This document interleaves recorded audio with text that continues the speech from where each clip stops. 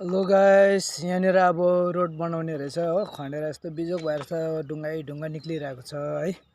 अब चाहिँ राम्रो बाटोमा कुद्नु पाउने भयो है। यस्तो छ हौ।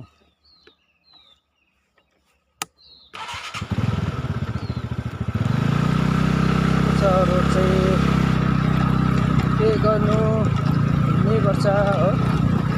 यस्तो छ रोड, हेर्नुहोस् नाला भुटुक छ है। अब पनि जान्दैछु अब उखारेर हेर्नु नि, उकालोमा छ।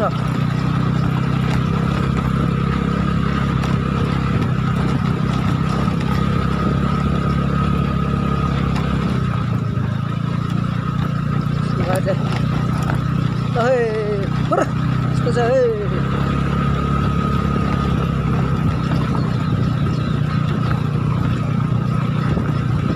कोठी लाइनको अब नयाँ बाटो खोल्दैछ। नयाँ बाटो मतलब अब रिपेयरिङ